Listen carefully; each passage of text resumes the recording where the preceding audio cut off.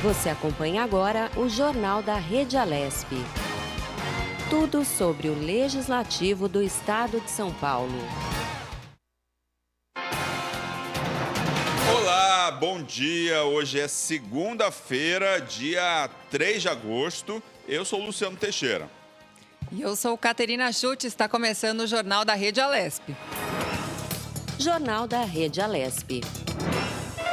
Bem, pessoal, o Jornal da Rede Alesp aí, claro, na cobertura ao combate ao coronavírus, nós preparamos diariamente para você que está em casa atualizações, todas as informações sobre a pandemia do coronavírus, entrevistas com especialistas de vários setores, parlamentares, trabalhos no Legislativo em plataforma digital, tudo que você precisa saber sobre o que está acontecendo em São Paulo, no Brasil e no mundo. Jornal da Rede Alesp. Bem, nós vamos conferir a programação das atividades. Nós começamos aí conferindo a programação das atividades parlamentares aqui na Assembleia Legislativa de São Paulo, nesta segunda-feira. É isso mesmo, às 6 horas da tarde, ato solene com a finalidade de homenagear o Dia do Agricultor. Pois é, daqui a pouquinho a gente passa mais aí, né? Passa mais informações aí sobre a programação. Vamos ver se a gente tem mais aqui um pouquinho de programação. E aí, daqui a pouco a gente fala com os nossos repórteres sobre o que mais tem de reunião na casa. Desde o 1º de agosto, no estacionamento aqui da Assembleia Legislativa, foi instalado o Drive-In Paraíso, uma sala de cinema gratuita ao ar livre, permitindo que o público assista aos filmes sem sair do carro. E a iniciativa é filantrópica, ou seja, de graça, né? E é do Instituto Olga Rabinovich, com correalização da Secretaria Municipal de Cultura e da SP Cine, parceira do Cine Autorama, e o apoio, claro, aqui da Rede Alesp. É isso mesmo, e as sessões, inclusive, acontecem às 17, 20 e 23 horas, dos sábados e domingos. E até o dia 23 de agosto, os ingressos serão disponibilizados para 100 carros por sessão. A reserva deve ser feita através do site. Eu vou soletrar aqui o site, www.simpla, que é sympla.com.br. E o ingresso será recebido diretamente no celular ou no tablet. Lembrando uma informação importante também, que serão permitidos até 4 pessoas por veículo. Pois é, a programação contém diversos filmes nacionais para todos os públicos, desde pré-estreias premiadas a sucessos de bilheteria. É isso mesmo. E ao longo do mês serão exibidos sucessos do cinema nacional, como os clássicos Central do Brasil e A Hora da Estrela.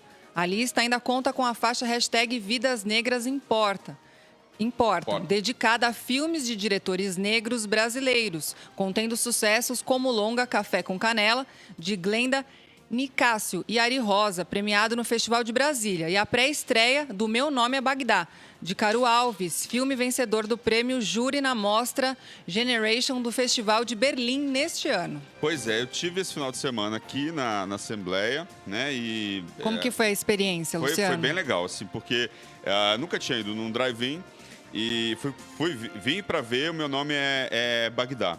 E assim, super organizado, eu cheguei... Geralmente, cinema, você chega lá com 1 hora de antecedência, né? Eu cheguei faltando, acho que meia hora, super organizado, o pessoal medindo a temperatura, a entrada dos carros super organizada, um staff super preparado para lidar com essa coisa do drive-in, até porque eles já fazem isso em outros lugares do Brasil, né? Exatamente. E o filme foi ótimo, um filme que ganhou o prêmio do júri da Mostra Generation de Berlim. É a história de uma skatista lá da freguesia do Ó. Super bacana o filme, assim, eu vi mesmo, quero ver alguma coisa nova, né, e tal. E fiquei super feliz, um filme super bacana, vale super a pena ver, uma pré-estreia.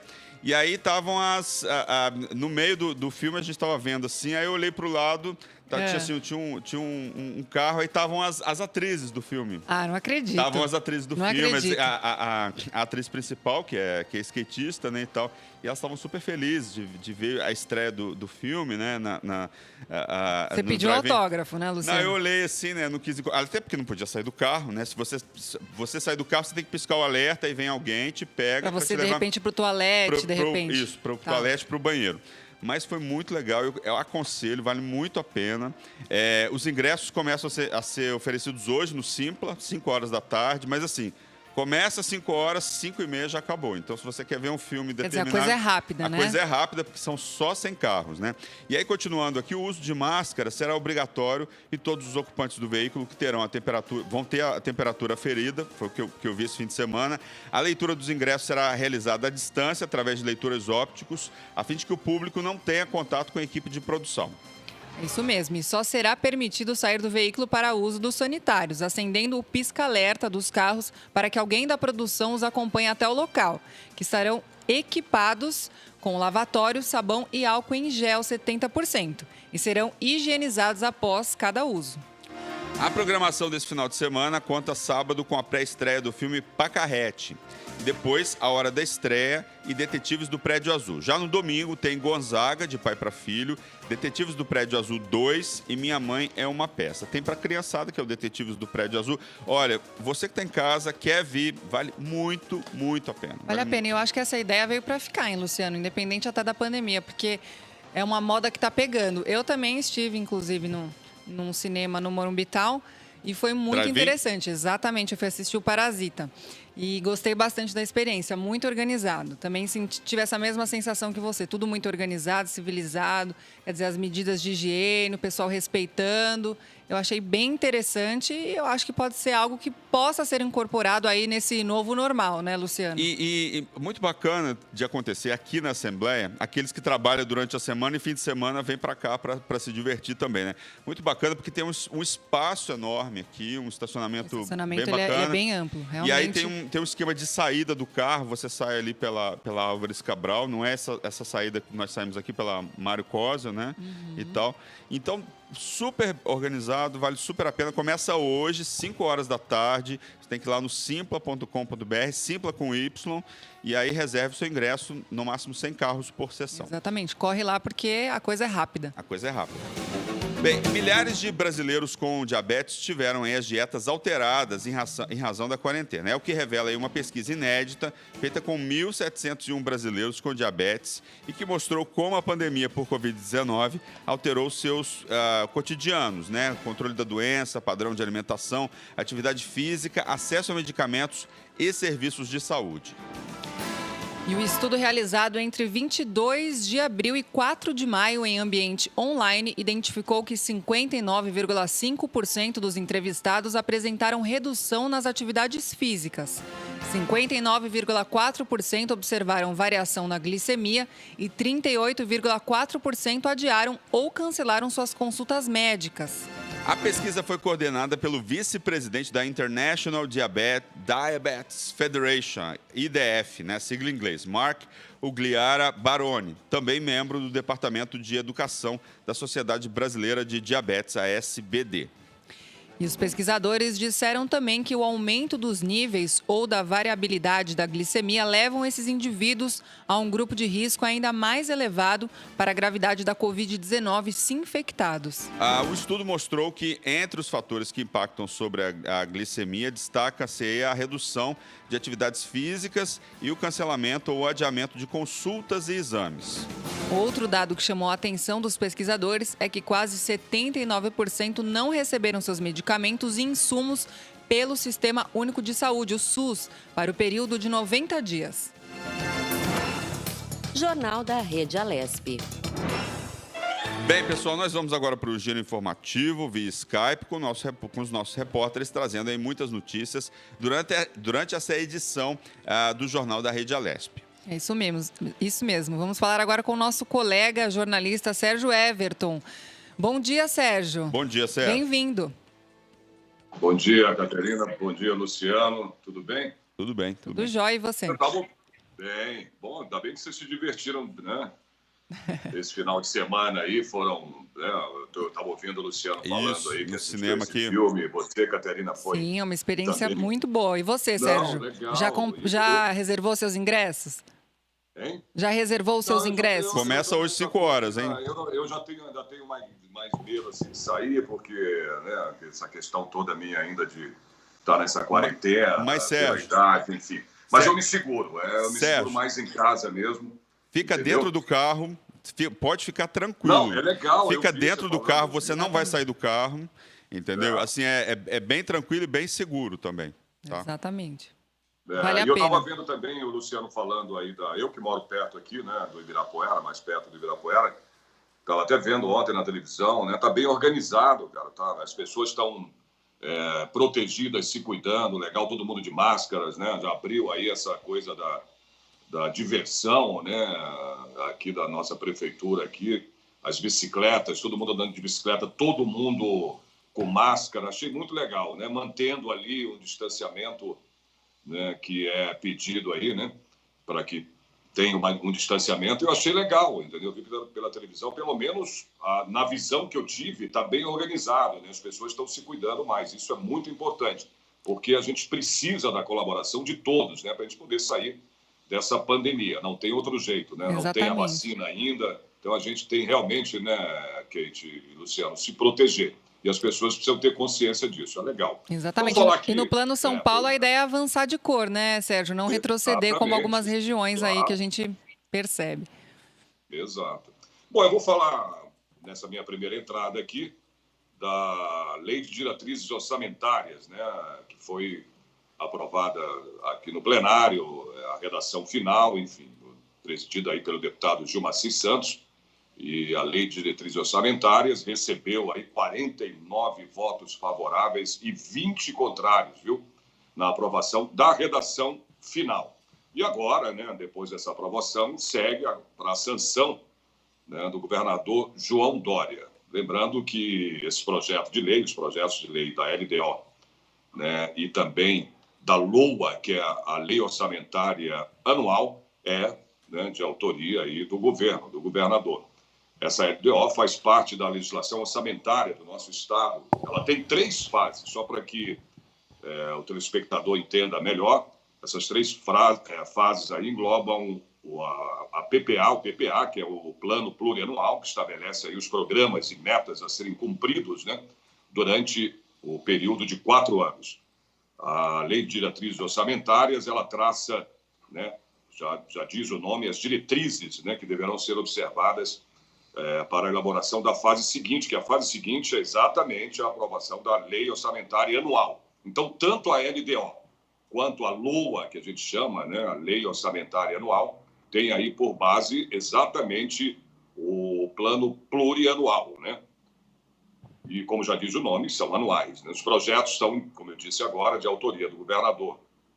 Mas eles são, primeiro, discutidos, viu, Kate, Luciano e nosso telespectador, primeiro eles são discutidos aqui na Assembleia Legislativa, né, e votados. Aí sim vai a sanção do governo. Bom, a Lei de Diretrizes Orçamentárias, ela traça aí essas 3 metas e projeções fiscais para o ano de 2021. Um dos pontos observados no projeto, né, e a gente sabe disso porque a gente está vivendo isso e passando por isso, é o risco dos efeitos aí dessa atual pandemia para os cofres públicos. A LDO levou em consideração as projeções das variáveis macroeconômicas prováveis, mas o texto, né, do projeto enfatiza que futuramente poderão aí requerer diferentes graus de ajustamento na imposição da evolução de crises e as suas consequências, né, macroeconômicas. O outro fator variável aí da LDO, ela é ressaltado no projeto, né, é a arrecadação do Imposto sobre Circulação de Mercadorias, né, que é o principal item aí da Receita Estadual. Só para você ter uma ideia, em 2018, né, o ICMS correspondeu a 84% das receitas tributárias totais. Agora eu vou linkar, né, alguns pontos aí da LDO, né? Primeiro, universidades estaduais vão receber aí no mínimo 9,57% de arrecadação do ICMS, né, o Imposto de Circulação de Mercadorias. Tem um outro ponto também dessa LDO, que é a execução orçamentária, que deverá ser registrada em tempo real no Sistema Integrado de Administração Financeira para estados e municípios, né, por todos os órgãos aí que integram os orçamentos fiscal e de seguridade social do nosso estado. Tem outro item também, outro ponto, né? Deputados estaduais poderão aí acompanhar a movimentação do CIAFEM, né? O CIAFEM aqui de São Paulo, que é essa administração financeira para estados e municípios, né? Por meio de uma senha própria deles a ser concedida aos parlamentares. Outro ponto também diz respeito aos deputados estaduais que poderão apresentar aí emendas, né, parlamentares. Emendas são ações, né, recursos destinados aos municípios, né, ao Estado e aos municípios também.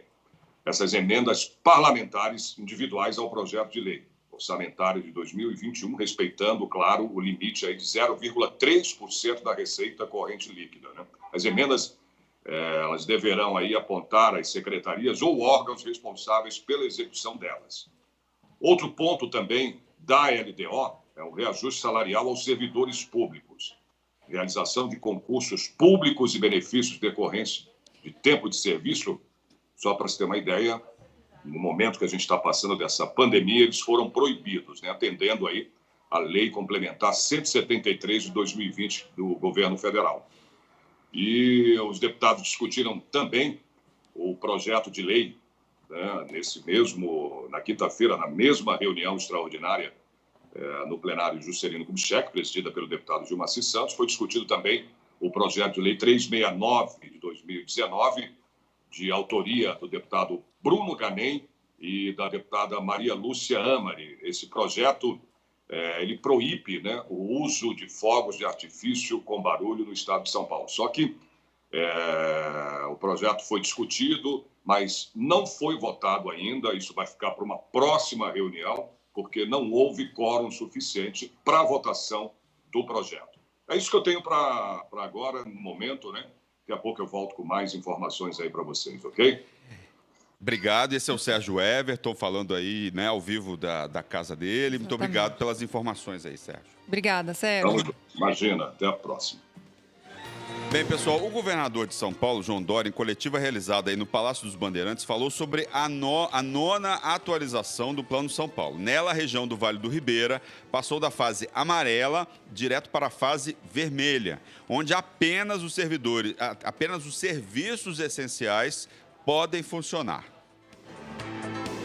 Durante esta semana, nós já vínhamos alertando que esta era uma possibilidade. Aliás, falamos sobre isso aqui na última quarta-feira, ao conversar com jornalistas, presencialmente, virtualmente e também com os que nos assistem neste momento ao vivo pela televisão. Mas, ao lado desta medida, e esta foi a razão, entre outras, da ida do secretário Jean Gorenstein, do Marco Vignoli, e do Dr. Dimas Covas ao Vale do Ribeira, foram iniciativas para melhorar a condição de saúde e de atendimento nesta região. 10 novos leitos de UTI já foram destinados ao Vale do Ribeira, assim como equipamentos e outras necessidades demandadas pela saúde das cidades do Vale, especificamente em Registro. E volto a mencionar, nenhum brasileiro em São Paulo ficará sem atendimento. Não ficou, não fica e não ficará. E o secretário de Desenvolvimento Regional, Marco Vignoli, falou sobre o aumento do número de leitos na região do Vale do Paraíba e também nas regiões de Franca e Ribeirão Preto, que continuam na fase vermelha.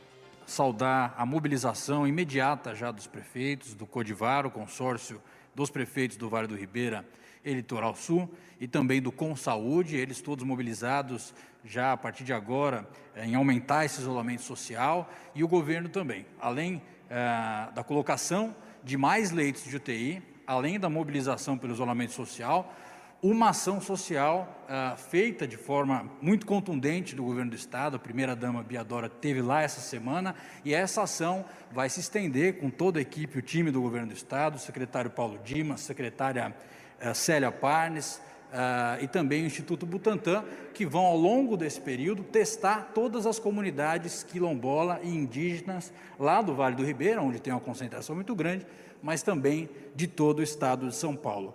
Nós hoje temos em 640 cidades do estado de São Paulo, comprovando a interiorização aqui do coronavírus em nosso estado, e além disso, os números que a gente vem passando sobre essa interiorização se tornam cada vez de forma mais aguda, tanto pela redução na capital, quanto pela redução também na grande São Paulo. Portanto, nos últimos 7 dias, nós tivemos 57,88% dos casos no interior do estado, enquanto que 42,11% na capital e região metropolitana juntos nesse período. Portanto, pela primeira vez, nós temos mais casos no interior que a capital e a região metropolitana em conjunto. Da mesma forma, em óbitos, 59% no interior, 0,86%, e 40,14% na Grande São Paulo e capital em conjunto. Portanto, o interior segue com a interiorização do Covid-19 e as taxas aqui continuam melhorando na capital, na Grande São Paulo, assim como na média geral do estado. O coordenador do Centro de Contingência da Covid-19, Paulo Menezes, destacou a importância da testagem em massa na população para que o estado saia do platô e comece a ter uma queda no número de casos e número de óbitos. Não só nós estamos aumentando significativamente a testagem para poder identificar as pessoas infectadas pelo coronavírus, como nós estamos trabalhando intensamente desde o início na vigilância em saúde, que envolve profissionais da Secretaria de Saúde e dos municípios, da vigilância e da atenção primária. É um exército de mais de 7.500 pessoas que tem trabalhado incessantemente na identificação e isolamento dos casos suspeitos, casos confirmados e seus contatos. E nós estamos trabalhando agora no fortalecimento desse trabalho, porque a testagem só tem sentido se ela está dentro dessa estratégia de isolamento das pessoas infectadas, acompanhamento das pessoas que tiveram contato com as pessoas infectadas, para a gente poder realmente impedir a transmissão do vírus e finalmente chegar na situação de ter um declínio claro e progressivo do número de casos, internações e óbitos em todo o estado de São Paulo. E na coletiva também foi anunciada a reabertura da ciclovia do Rio Pinheiros a partir desta segunda-feira, com uma série de melhorias, e também sobre a instalação de câmeras nos uniformes dos seguranças do metrô para que se tenha um melhor controle dos incidentes. Alexandre Baldi, que é secretário dos Transportes Metropolitanos, deu mais detalhes. Os investimentos eles são superiores a 6 milhões de reais dentro de todo esse período. Já foram investidos até o presente momento 2,2 milhões, com a expectativa de mais de 1,2 milhão de ciclistas que serão atendidos durante também todo esse período, em quase 22 quilômetros de extensão e 7 acessos para a ciclovia.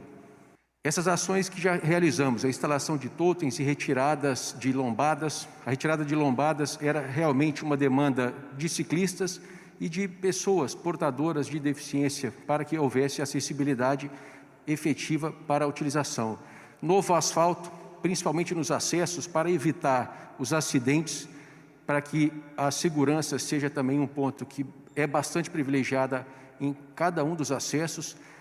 Reparo nos locais que estavam danificados, a pintura nos bicicletários, a guarita de segurança no acesso que se refere ao Parque do Povo, aquela passarela, além de pintura e manutenção em todos os pontos de apoio e a manutenção no corte de grama, de poda e de toda ela, que foram mais de 50 toneladas de lixo que estão ou que já foram retirados. Nós implementaremos a iluminação noturna para que a ciclovia possa ser em funcionamento até um horário mais tarde, de acordo com a operação, inclusive, da CPTM, para aqueles que trabalham e precisam fazer essa integração de modal e, sobretudo, para os ciclistas, para aqueles que desejam utilizar como um equipamento de lazer e entretenimento, que é a melhor e maior ciclovia aqui da cidade de São Paulo.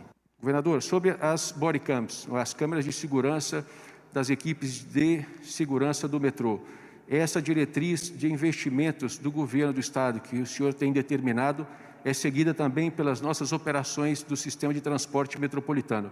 O metrô fez a aquisição de 350 câmeras que serão utilizadas pelos 1.200 hoje seguranças que estão em todas as operações.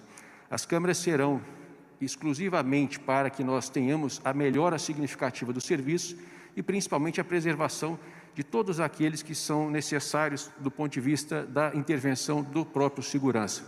Elas serão as imagens colocadas em docas que estão em 3 pontos de extrema segurança, aonde hoje parte do projeto do metrô. Aqui temos as equipes para demonstração, governador, e também todos os que irão acessar essas imagens terão os seus registros rastreáveis para que nós tenhamos a imagem absolutamente preservada e segura para esta utilização interna do metrô. Os nossos indicadores de segurança pública na cidade de São Paulo, no metrô, governador, é um dos melhores indicadores do mundo, sobretudo comparados ao sistema de metrôs na China, como eu pude ouvir da própria operação em Xangai, quando estive com o senhor naquela cidade.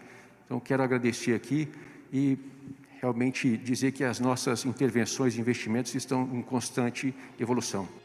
João Dória ressaltou a importância dos estudos em todo o mundo das vacinas contra a Covid-19 e o objetivo de permanecer salvando vidas. Torço para que a vacina inglesa, a vacina de Oxford, também seja aprovada na sua terceira fase de testes e possa ser utilizada aqui no Brasil, assim como em outros países, para salvar vidas. Assim como a Coronavac, a vacina produzida pelo Instituto Butantan, juntamente com o laboratório chinês Sinovac. Em São Paulo, nós não temos nada contra a China, contra os chineses ou aquilo que produzem, principalmente se produzem para o bem, a melhoria da qualidade de vida e, neste caso, para salvar vidas. Nós estamos, como todos sabem, na terceira e última fase de testagem da vacina, com 9.000 voluntários, médicos e paramédicos, em São Paulo, Rio de Janeiro, Minas Gerais, Paraná, Rio Grande do Sul e Distrito Federal. Para salvar as pessoas, retomar a economia e voltarmos ao normal, o governo do Estado de São Paulo rejeita preconceitos ideológicos. E, mais uma vez, pautamos as nossas ações por aquilo que a ciência e a medicina determinam.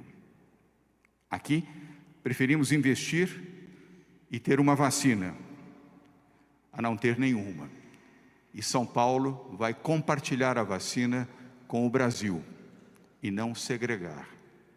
E, finalmente, quero dizer que, para nós, vidas de brasileiros importam. Jornal da Rede Alesp. Bem, o mercado financeiro ainda é predominantemente um ambiente masculino, Kate, mas em uma sociedade cada vez mais descolada,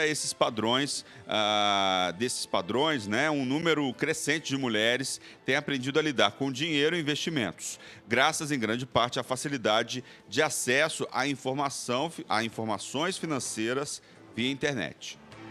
Isso mesmo. Por exemplo, na Bolsa de Valores de São Paulo, a maioria absoluta de investidores, pessoas físicas, em média 74,7% ainda são homens. Ou seja, 3 em cada 4 pessoas, né? Exatamente. 3 em cada 4 investidores. É né? impressionante como ainda existe esse desequilíbrio nas profissões, né, Luciano? Mas a quantidade de mulheres cadastradas também nunca foi tão alta. Em 2002, elas eram apenas 15 mil e ficavam abaixo aí dos 100 mil.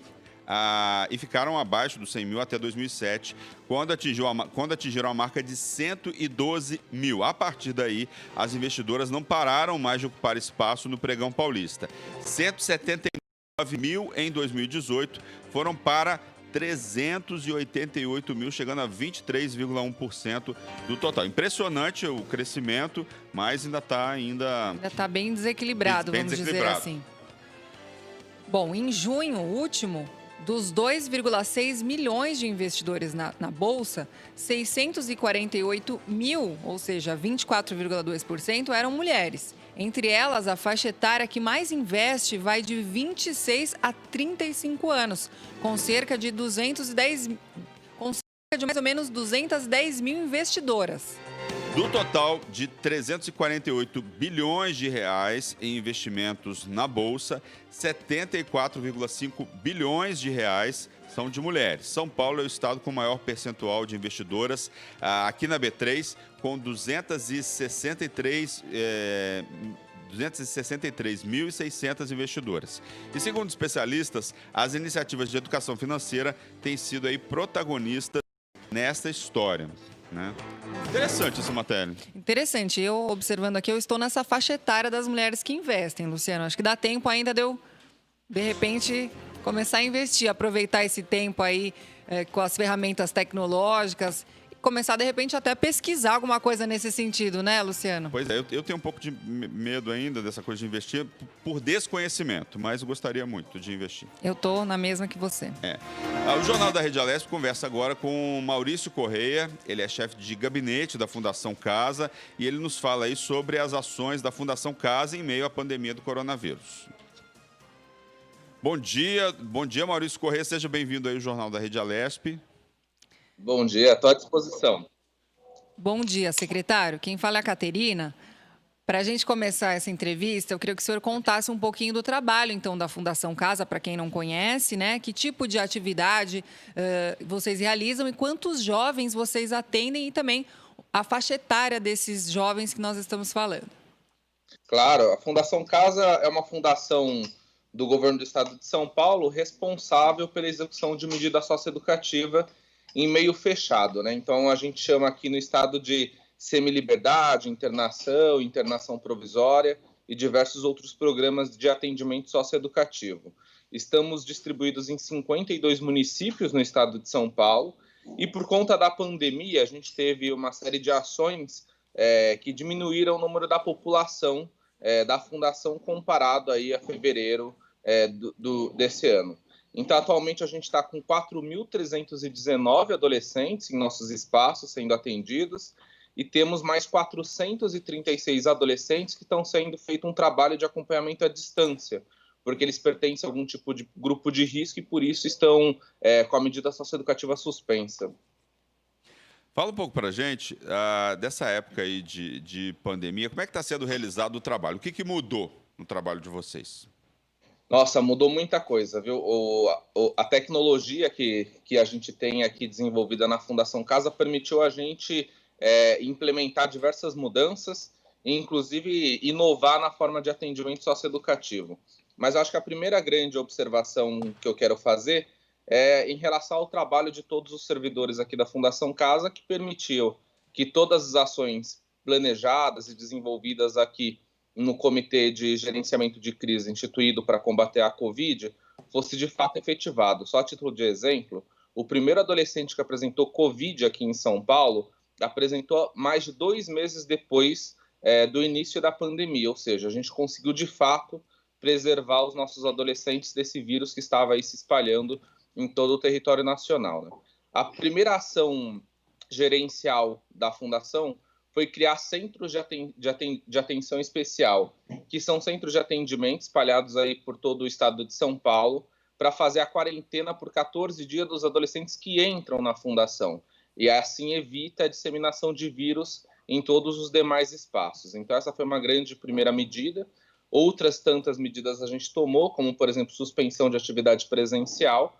A gente suspendeu tanto parceiros, né, palestrantes, enfim, que vinham visitar os adolescentes nos espaços socioeducativos, como também a visita presencial dos familiares. E a gente tem conseguido realizar tudo à distância. Então, por exemplo, a visita familiar ela está ocorrendo por meio de ferramentas de solução de áudio e vídeo, também conectando a família do jovem ao jovem, sem necessariamente trazer um potencial vetor da doença para o nosso espaço, né?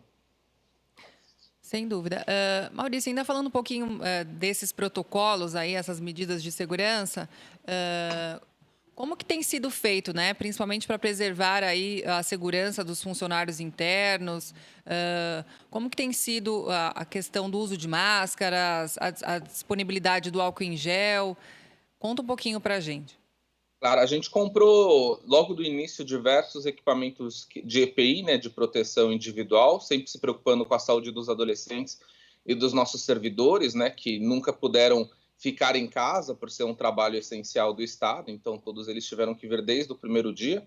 A gente teve um trabalho grande de afastamento dos servidores pertencentes a grupo de riscos, né, ou o grupo de risco etário, ou por algum tipo de morbidade que colocava esse servidor em algum desses grupos. Então, só a título de exemplo, a gente tem 12 mil servidores. Desses 12 mil servidores do quadro, mais de 2 mil estão afastados, 2.700 estão afastados por pertencer a grupo de risco. Então, a todos os demais que estão ali no espaço socioeducativo, a gente fez uma grande aquisição de EPI. A gente comprou termômetro digital, então ninguém entra em nenhum espaço sem a medição de temperatura. Compramos máscaras, diversos tipos de máscara, desde a máscara de tecido, que se tornou obrigatório no trabalho, até máscara cirúrgica e aquela N95, para acompanhar eventualmente os adolescentes que precisassem ir a pronto-socorro, algum equipamento de saúde, né? A gente comprou face shields para a equipe de saúde que faz o tratamento desses adolescentes naquele centro de atenção especial que eu citei há pouco, especialmente na entrada. Enfim, fizemos uma série de aquisições de EPI, álcool em gel, sabão, a gente não deixa faltar em nenhum dos nossos espaços, Caterina. Maurício, muitos dos internos estão em idade escolar. Como que fica a situação deles nesse momento aí de pandemia? Sim, bem lembrado. Eu acabei não abordando esse tema. A gente atende adolescentes de 12 a 21 anos, porque o adolescente ele pode ter cometido um ato infracional antes de completar 18, como a medida socioeducativa. Ela é até 3 anos, portanto, a gente tem jovens aqui até 21 anos dentro do nosso espaço. Todos eles estão inseridos em projetos pedagógicos, né? Então, a gente tem o ensino formal, o ensino profissionalizante, a articultura, enfim, uma série de outros serviços da área pedagógica. Esses serviços não pararam aqui na Fundação Casa, tá? A escola vinculadora encaminha para todos os nossos centros o material didático, assim como ocorre na política estadual de educação. A nossa equipe pedagógica que possuímos no nosso quadro, ela imprime esse material, ela faz essas oficinas, faz esse trabalho junto aos nossos adolescentes, e o ensino profissionalizante, articultura e demais tem sido feito à distância. Então, a gente tem nossos laboratórios de informática nos centros de atendimento, né, que estão ativos nesse momento, e esse laboratório permite que esse adolescente entre em site, né, todos acompanhados, todos por meio de política estabelecida aqui pela nossa superintendência pedagógica. Para além disso, a gente também tem nossas aulas de educação física, então todo o quadro de profissional de educação física é da instituição, e isso tem permitido com que a gente complete a nossa agenda pedagógica do adolescente que está conosco aqui 24 horas por dia. Certo. Maurício, como você bem mesmo pontua, a tecnologia acaba sendo, nesse momento, uma grande aliada, né, de diversos setores aí, facilitando a nossa vida num momento como esse. A Fundação Casa tem contato com teleaudiências, né? Como que a tecnologia tem auxiliado aí nesse processo jurídico? Tem sim, viu? Isso, a tecnologia foi bárbara nesse sentido, né? Ela avançou bastante nesse processo, a infraestrutura também permitiu. Todos os nossos adolescentes hoje estão inseridos no projeto de teleaudiência com o Poder Judiciário. Então, todas as audiências desses adolescentes, elas ocorrem por meio virtual, junto aos juízes, com o promotor público e com o defensor. Então, os adolescentes são colocados numa sala reservada, com computador, webcam e microfone, da mesma forma como a gente está fazendo essa entrevista aqui, e a audiência deles ocorre normalmente. No caso aí de interno, com o suspeito de Covid-19, né, quais são os procedimentos que vocês têm adotado? No caso de adolescentes com suspeita da Covid, a primeira coisa que a gente faz é acionar a nossa rede de saúde de referência do centro de atendimento. Então, todo centro tem uma UBS, como a gente diria, de referência, que faz o encaminhamento para a rede pública, mas a gente também tem os parceiros do terceiro setor. Então, a gente tem uma parceria boa de telemedicina com os Médicos Sem Fronteiras e com a Saúde e Alegria dos Sertões. Então, eles têm feito telemonitoramento desse adolescente. Então, a gente monitora todos os sinais, né, sintomas desses adolescentes com suspeita de Covid e faz o teste. Então, a UBS normalmente realiza o teste rápido desse adolescente para confirmar ou não. De toda sorte, tendo a suspeita desse adolescente, a primeira coisa que a gente faz é isolar do convívio dos demais. Então, ele permanece com uma agenda diferenciada de atividade, ele não é excluído de atividade, tudo ocorre normalmente, mas ele é respeitado o distanciamento social necessário dele dentro do centro. Então, a gente tem um dormitório especial que a gente instituiu no centro de atendimento, onde esse adolescente fica dormindo de forma separada dos demais, e todo mundo que conviveu naquele quarto acaba também obedecendo a mesma regra de distanciamento de convívio. Certo. Maurício, como você tem colocado, a Fundação Casa tem realizado aí uma série de ações, inclusive a produção aí de máscaras, né, de proteção, Sim. que foi feita com mais de 7 mil máscaras, né, de proteção. O senhor podia falar um pouquinho, então, sobre essa ação, as instituições beneficiadas? Conta um pouquinho para a gente desse trabalho aí tão importante que vocês têm realizado. Claro, como eu disse, a gente tem diversas atividades pedagógicas. Em alguns desses centros, a gente conseguiu implementar a atividade pedagógica de confecção de máscara. E aí, por conta da rede que os centros desenvolvem junto com os municípios, com as entidades do terceiro setor, os nossos adolescentes produziram mais de 7 mil máscaras faciais de tecido e a gente acabou doando essas 7 mil máscaras para asilo, albergues e várias outras instituições assistenciais. A gente teve esse impacto em diversos lugares. Eu vou citar São Bernardo do Campo, Diadema, Itanhaém, Sertãozinho, Irapuru, Lins, ou seja, a gente está numa vasta região do estado e toda a nossa ação dentro da Fundação Casa tem impacto na rede que nos ajuda no interior e no litoral. Outra ação aí, Maurício, foi a doação de cestas básicas, né? Como que essa iniciativa foi organizada e quais foram as pessoas beneficiadas?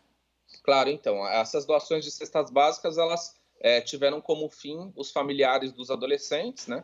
Essa crise sanitária nacional, ela também afeta a área assistencial. Então, quando a gente está com os nossos adolescentes, a gente está tratando, né, e cuidando de adolescentes de alta vulnerabilidade social e, portanto, dos seus familiares também. Que a gente teve uma ação com parceiros que acabou doando 525 cestas básicas, incluindo o cartão de alimentação, como se fossem esses cartões que a gente recebe como quando trabalha, né, vale refeição, vale alimentação, e a gente doou elas para os familiares desses adolescentes. Essa doação aconteceu de duas formas. Primeiro, aqui na capital, pela Associação URRA, que é um grande parceiro nosso na área esportiva do adolescente, nesse convívio do adolescente com as regras de esporte, educação física, e também lá na região de Bauru, no nosso centro Nelson Mandela. Junto com o conselho gestor do centro, todo centro tem um conselho gestor, né? Eles conseguiram uma ação solidária de doação de cesta básica para esses familiares. É uma ação que tende a continuar ainda este ano, viu? Muito bom. E Maurício, falando um pouco ainda das tecnologias, né, que é um aspecto aí importante, quais os impactos, né, que ela tem trazido nesse momento? Quer dizer, ela pode garantir mais segurança, reduzir custos? Conta um pouquinho para a gente. Com certeza ela pode reduzir custos. Só a teleaudiência que a gente estava conversando permitiu que a gente não deslocasse adolescente entre centros de atendimento e os fóruns, né, os espaços do Poder Judiciário. Só isso permitiu que a gente permanecesse com servidores que acompanham dentro do centro de atendimento.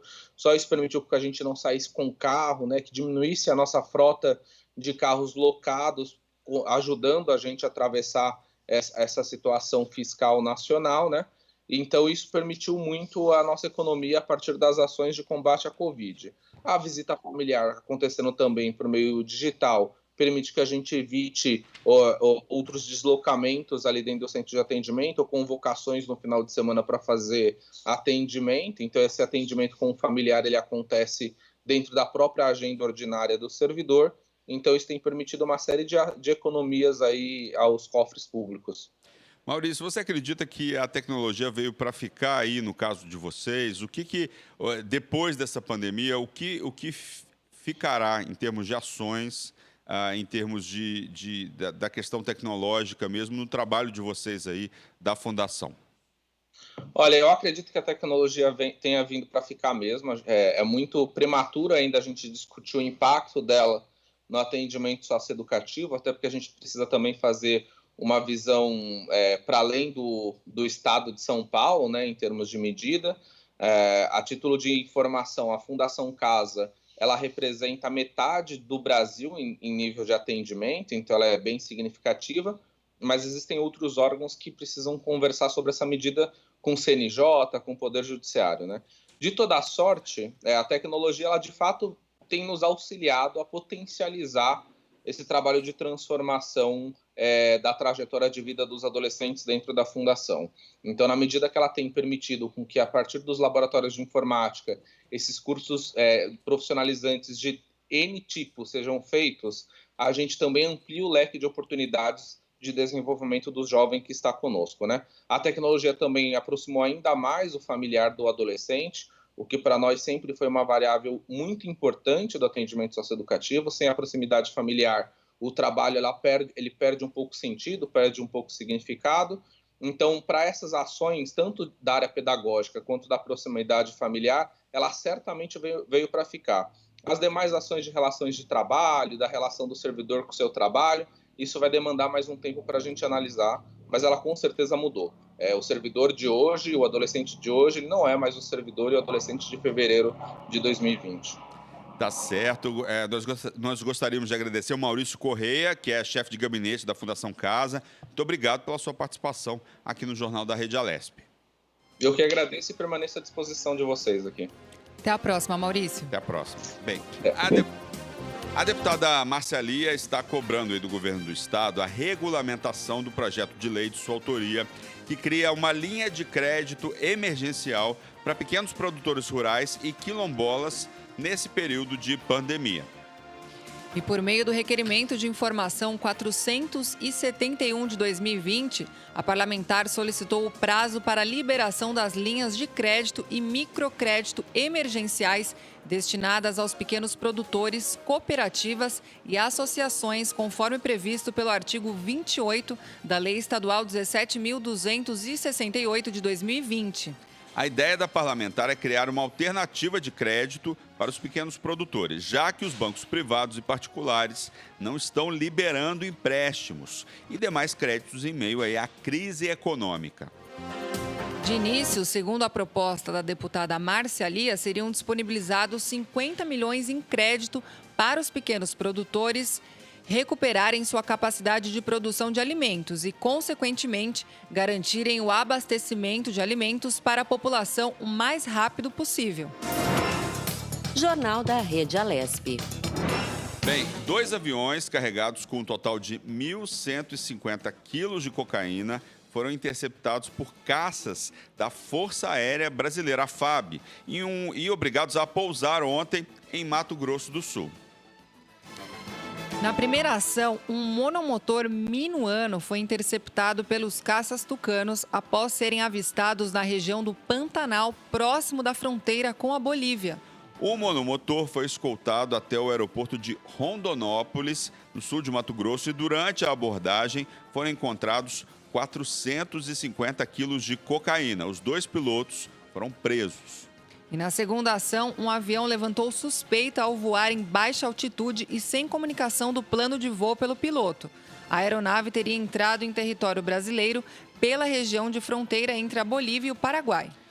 2 caças tucanos decolaram do aeroporto de Campo Grande e fizeram a abordagem de advertência para que o piloto pousasse no aeroporto de Três Lagoas, na região nordeste do estado.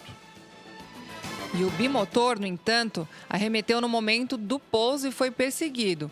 O avião Beech Aircraft Baron, Beech Aircraft, prefixo PRVCZ, carregado com malotes de cocaína totalizando 700 quilos. Para quem não sabe, arremeter, né, pousar e depois levantar o voo. Não havia ninguém no avião, o piloto fugiu possivelmente a pé pela mata próxima e estava sendo procurado, parece que ainda não foi encontrado. E conforme a Secretaria de Justiça e Segurança Pública de Mato Grosso do Sul, a suspeita é de que a droga foi embarcada na Bolívia e seguiria para São Paulo ou Rio de Janeiro. Jornal da Rede Alesp. Bem, o Jornal da Rede Alesp conversa agora com Pablo Vinícius. Ele é psiquiatra e neurocientista e nos fala sobre saúde mental pós-pandemia do coronavírus. Um assunto importante, né, Luciano? Um assunto importante, a gente está falando sobre isso direto aqui na Rede Alesp, né? E muita gente está em casa, né? Está se sentindo ali presa em casa, né? É importante falar sobre isso. As incertezas do momento também, né, Luciano? Não sabemos como as coisas serão. Bom, seja bem-vindo então, doutor Pablo. Olá, bom dia a todos, bom dia. Obrigado pelo convite, é um prazer estar aqui. Bom dia, nós que agradecemos a sua gentileza em nos atender. Doutor, para começar essa entrevista, eu gostaria que o senhor explanasse um pouquinho, então, os principais transtornos emocionais aí, né? Os mais comuns, vamos dizer assim, entre a população, especialmente num momento como esse. Eu costumo dizer que, na verdade, a pandemia ela veio só colocar para em cima do tapete aquilo que a gente já vinha antes em relação à saúde mental. O que eu quero dizer com isso? A verdade é que a gente já não vinha bem. A sociedade como um todo, e Brasil e mundo, podemos dizer assim, já vinha muito doente. Então, para vocês terem uma ideia, nós, Brasil, somos o país com o maior número de transtornos de ansiedade do mundo. Éramos já isso. Somos o segundo país do mundo a consumir calmantes. A pandemia veio colocar isso para fora. A pandemia veio ser uma lupa de aumento em relação aos transtornos emocionais. Não dá mais para nós levarmos uma sociedade, um dia a dia, uma rotina, colocando isso nos cantos e nos arrastando dia após dia. Tanto é que a Organização Mundial de Saúde orienta a sociedade civil para trazer esse assunto para o centro do debate, porque a pandemia dos distúrbios emocionais vai ser muito maior do que a pandemia do próprio vírus, do coronavírus. Então, respondendo a sua pergunta, os distúrbios emocionais que a gente mais percebe hoje são os transtornos de ansiedade, principalmente as crises de pânico, os transtornos depressivos, né? E os transtornos relacionados ao sono. As pessoas estão com muita queixa relacionados ao sono. O aumento do consumo de álcool e drogas, o aumento do uso de psicotrópicos. Então, todo esse contexto a gente percebe hoje, já está alarmante e nos preocupa muito, de fato. Doutor, fala um pouco para a gente sobre a questão da depressão, né? Muita gente se sentindo deprimida aí nessa época de pandemia. O que é possível, né, fazer para sair desse estado, para sair, vamos dizer assim, desse momento aí de confinamento? É possível? O que é possível fazer e como combater a depressão? A primeira coisa que um psiquiatra faz mediante a esse assunto, depressão, ansiedade, pânico, é orientar a população que tem duas coisas distintas. Uma coisa é a tristeza normal, uma coisa é o sofrimento normal, uma coisa é a angústia normal provocada por esse momento que estamos vivendo. Nem toda tristeza é depressão. Doutor, então como é que a gente faz para separar uma tristeza normal da tristeza da depressão? A tristeza da depressão ela é incapacitante. A tristeza da depressão ela é desproporcional ao dia a dia que eu estou vivendo. A tristeza da depressão faz eu perder meu peso, tira o meu sono, me coloca numa cama. Aí nós estamos falando da doença depressão. Então é muito importante a pessoa tentar prevenir, ficar só na tristeza normal, digamos assim, porque é um momento realmente que vamos estar mais ansiosos, é um momento de emoções atípicas, porque o momento é atípico. Ninguém escolheu ficar 24 horas dentro de casa. Então a primeira coisa que eu queria falar para o ouvinte é que uma certa quantidade de ansiedade, uma certa quantidade de melancolia, de tristeza é absolutamente normal. Não se assuste por isso. Agora, quando esses fenômenos passarem a ser intensos, incapacitantes, aí é a hora talvez de buscar ajuda. Como então eu posso ficar só na tristeza e não ir para a doença, a depressão? A rotina saudável é muito importante. Então, mais do que nunca nesse momento, a gente precisa acordar, tirar o nosso pijama, colocar a nossa roupa de trabalho. Como assim? Em home office? Sim. O seu cérebro aceita essas pistas ambientais, essas dicas que você vai dando para ele, que é de uma rotina normal. Abra suas janelas, deixe o sol entrar, arrume sua cama, se alimente bem, se exercite. Então eu trabalho muito nessa questão da prevenção. Eu quero muito que as pessoas não entrem num quadro depressivo de doença, depressão. Porque uma vez instalada a doença, ela vai ter que fazer tratamento psiquiátrico, ela vai ter que fazer tratamento psicológico. Sem dúvida. Doutor, isso que o senhor pontua é bastante importante, né? Esse aspecto de você diferenciar, né, uma tristeza normal de um quadro de depressão, né? Porque a tristeza é um sentimento que a gente sente. É normal, né? A gente estar feliz, estar triste, estar mais eufórico, mais tranquilo. Quer dizer, eu acho que é esse ponto que o senhor coloca de saber identificar, que é importante, até por isso a importância, né, doutor, da população buscar realmente um tratamento terapêutico, de repente conversar aí com um médico psiquiatra, sem esse preconceito, né? A gente sabe que às vezes existe um pouco esse esse estigma, né, em cima, de repente, de quem frequenta um terapeuta ou faz um trabalho psiquiátrico, mas isso é uma questão de saúde, né, doutor? A gente tem que perder esse preconceito. Quer dizer, é normal você enfrentar alguma dificuldade emocional. Quer dizer, isso não te faz uma pessoa melhor ou pior, né, doutor? Ah, perfeito. Parece eu falando no meu consultório com os meus pacientes, porque a primeira coisa que eu faço é isso, é fazer esse esclarecimento para a pessoa, que esse sofrimento emocional todos nós podemos ter, todos nós vamos ter. Angústia, melancolia, certa tristeza, certa vontade de não sair da cama determinado dia, problemas, estresse, isso traz um certo desconforto emocional. Quando eu falo que isso não é uma doença emocional, eu não estou falando que não precisa de cuidado, né? Eu só estou falando que o cuidado ele não é psiquiátrico necessariamente do ponto de vista medicamentoso, de tomar um antidepressivo. Eu tenho uma posição muito convicta que antidepressivos foram feitos para tratar da depressão e não para aliviar a dor humana, e não para aliviar o sofrimento humano. O sofrimento é para ser enfrentado, superado e aprendido. Nós aprendemos muito na dor, nos erros.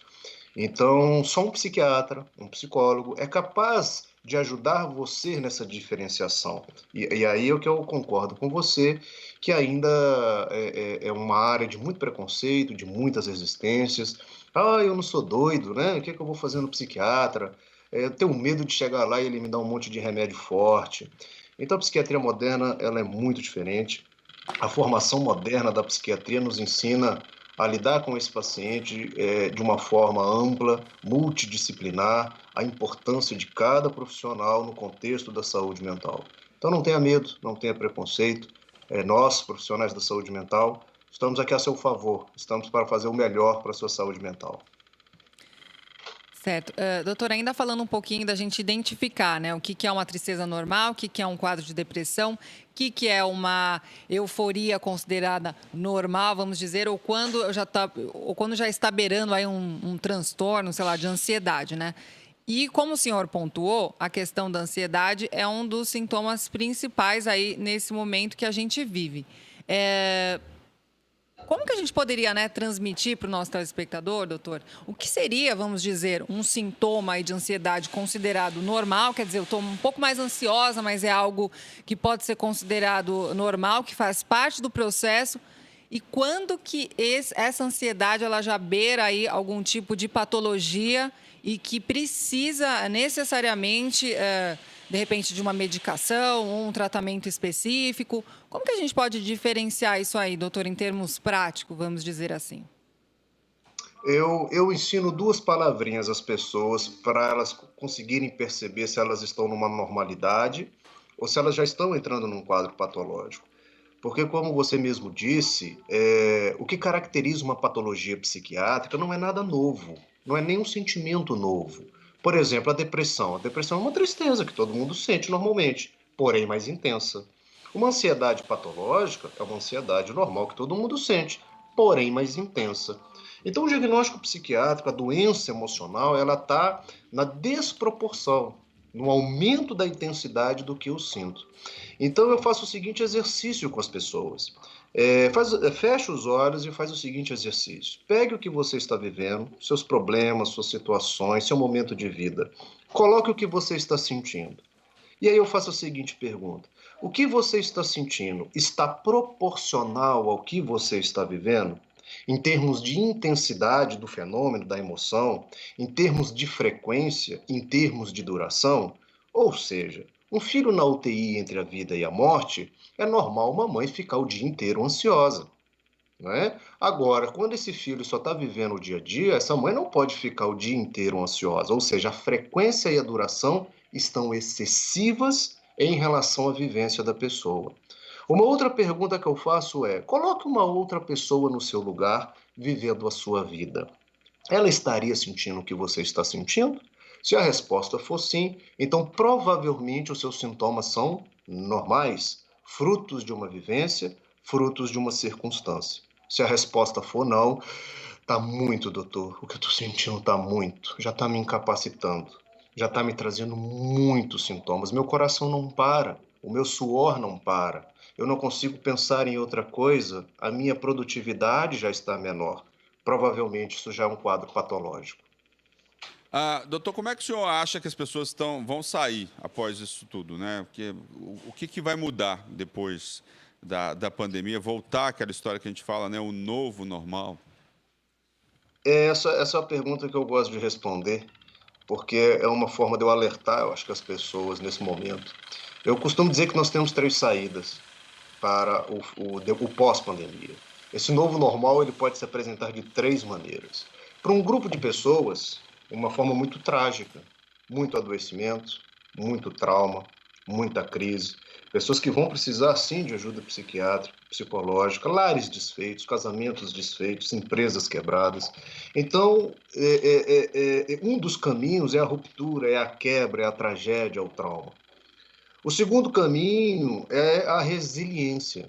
Pessoas que vão suportar, aguentar, resistir bravamente e sair no novo normal mais ou menos conforme entraram. Com seus casamentos mais ou menos iguais, com seus filhos, com suas empresas, com seu emprego.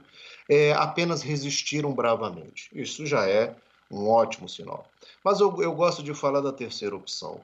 E essas pessoas são conhecidas como pessoas antifrágeis. Antifrágeis não é aquela pessoa super-homem, super-herói, fortaleza, não tem nada a ver com isso. Antifrágil é uma pessoa que aproveita ou extrai da crise algo melhor, algo para melhorar a sua vida. Então ela consegue sair de crises melhores do que entraram. O casamento sai melhor, a vida pessoal sai melhor. Ocorrem decisões e processos ali de tomadas de decisões que ela começa a fazer em benefício próprio, em benefício da sua família. A empresa sai melhor, o trabalho sai melhor. Então, é por isso que eu gosto de responder essa pergunta, para instigar as pessoas, para estimular as pessoas a buscarem esse terceiro caminho. O que você pode fazer nesse exato momento que você precisa mudar? O que estava errado? Por que tanto sofrimento? Por que tanta angústia? Por que aconteceu de ter levado você para esse exato momento que você está? Então é um momento de reflexão, é um momento de tomar decisões para que você saia melhor do que você entrou. Claro que se você sair resistindo já está bom demais, mas a minha preocupação é esse primeiro grupo de pessoas que vão sair muito doentes, muito traumatizadas.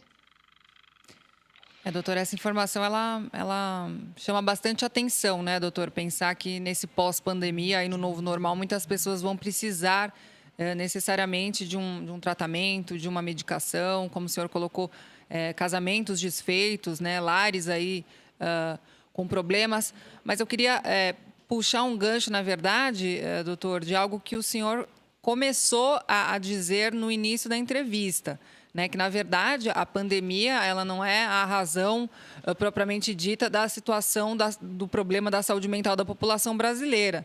Na verdade, a gente já tem uma estatística muito grande. Antes da pandemia, o senhor mesmo pontuou, o segundo país aí do mundo que toma mais calmante. Se você pegar as estatísticas de suicídio, aí, principalmente entre adolescentes, é uma crescente. Temos um mês, inclusive, o mês de janeiro, janeiro branco, um mês exclusivo para falar de saúde mental, quer dizer, porque existe realmente essa necessidade. Então, a pandemia ela acabou sendo um gatilho, na verdade, né? Que trouxe à tona muita coisa que estava embaixo do tapete. Isso é uma fala do senhor. Por que o senhor acredita, pela sua experiência, que a nossa sociedade enfrenta esse problema com tanta severidade? Ou seja, existe um aspecto cultural aí que tem provocado todo esse problema na saúde mental da população? Perfeito. Saúde mental, ela é estilo de vida. Saúde mental, ela é o resultado de como vivemos o nosso dia a dia. Eu costumo dizer que não existe saúde física e saúde mental. Existe a saúde. Tanto é que hoje a saúde mental ela é física. Nós sabemos hoje onde está no cérebro o controle das emoções, o controle dos pensamentos. Então, na verdade, por muito tempo a saúde mental foi relegada, foi esquecida, a cardiologia cresceu muito, né? Vamos fazer atividade física para o coração, a endocrinologia com seu diabetes e a sua obesidade. Então, essas especialidades clínicas cresceram muito, as pessoas reconhecem a importância de se cuidarem, de se prevenirem para esses distúrbios. E a saúde mental ela foi ficando meio que ligada à espiritualidade, a uma coisa do zen.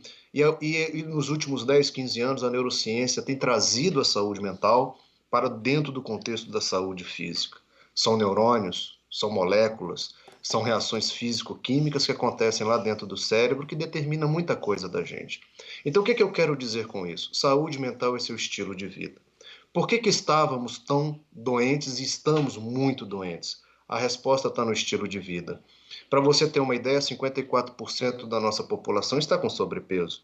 A obesidade tem uma íntima relação com depressão e ansiedade. As pessoas estão dormindo mal. Um estudo recente em São Paulo mostrou que 75% dos paulistanos têm pelo menos 2 queixas relacionadas ao sono. Insônia aumenta em 4 vezes a chance de depressão. O açúcar, o carboidrato, o fast food, o sedentarismo, tudo isso aumenta em muito as chances de depressão e ansiedade. Então eu não tenho dúvida que essa epidemia, essa pandemia de distúrbios emocionais está intimamente relacionado ao estilo de vida da nossa sociedade contemporânea. Estamos vivendo muito mal e isso está repercutindo nos consultórios psiquiátricos.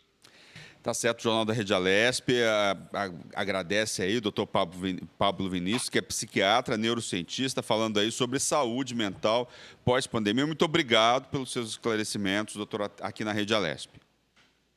Eu que agradeço o convite. Um grande abraço a todos e um bom dia. Obrigada, até a próxima, doutor. Bem, recursos obtidos a partir de emendas do deputado sorocabano, agente federal Danilo Balas, do PSL, para a área de saúde, somam quase 2 milhões somente para a região metropolitana de Sorocaba. O total é de R$1.950.000. Foi aprovado aí para melhorias nos serviços de atendimentos, contribuindo também com ações voltadas ao enfrentamento da Covid-19. E os recursos já liberados pelo governo do estado contemplarão os municípios de Araçoiaba da Serra, Capela do Alto, Mairinque, Pilar do Sul, Porto Feliz, Salto de Pirapora, Sarapuí, Sorocaba, Tietê e Votorantim. Os valores serão destinados à compra de veículos para transporte de pacientes, aquisição de equipamentos e materiais hospitalares, além de obras nas unidades básicas de saúde que poderão melhorar e ampliar a assistência à população. Para a cidade de Sorocaba, há verbas destinadas à atenção básica e também aos serviços hospitalares de maior complexidade. Na rede municipal, os recursos são para reformas e adequações das UBSs, contribuindo com o atendimento direto ao cidadão mais próximo de onde reside. Já na rede hospitalar sob gestão estadual, os valores chegarão ao Conjunto Hospitalar de Sorocaba, o CHS, e ao Hospital Santa Lucinda, 2 unidades que serão referência do Sistema Único de Saúde, o SUS, para 48 municípios do interior, integrantes da Diretoria Regional de Saúde. Jornal da Rede Alesp. Bem, pessoal, o Jornal da Rede Alesp conversa agora com a Roberta Tedesco. Ela é diretora executiva de estratégia e nos fala aí sobre as adequações de espaço nos shoppings para flexibilização aí por conta da pandemia do coronavírus. Bom dia, Roberta. Seja muito bem-vinda aqui ao Jornal da Rede Alesp. Bom dia a todos. Bom dia. Roberta, para a gente começar essa entrevista, eu queria que a gente falasse um pouquinho, então, do impacto, né, da Covid-19 no setor de shopping center, né? O que mudou aí no comportamento do consumidor dentro desse contexto? Os consumidores, eles passaram por uma experiência diferente daquilo que eles estavam acostumados. Muitas pessoas ainda não tinham acesso ao e-commerce e com o isolamento através da pandemia, as pessoas passaram a buscar a maneira de consumir via internet como uma das suas possibilidades. Nesse sentido, eles traçaram experiências, construíram hábitos novos a partir dessa modalidade. E aí vem uma transformação que passa para o usuário, que na consequência passa para os varejistas e para os shopping centers. Roberta, como se adequar nesse momento, né? Eu vi, por exemplo, na TV, algumas medidas que foram feitas, assim, não sei se são adequadas ou não, me diga o que você acha disso.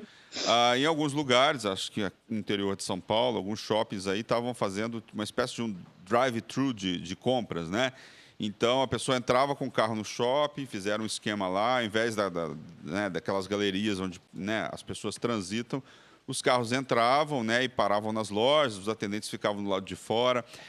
Quais são aí? Esse é um exemplo de uma maneira que um shopping encontrou para lidar com a questão da pandemia, né, para se adaptar em relação à pandemia.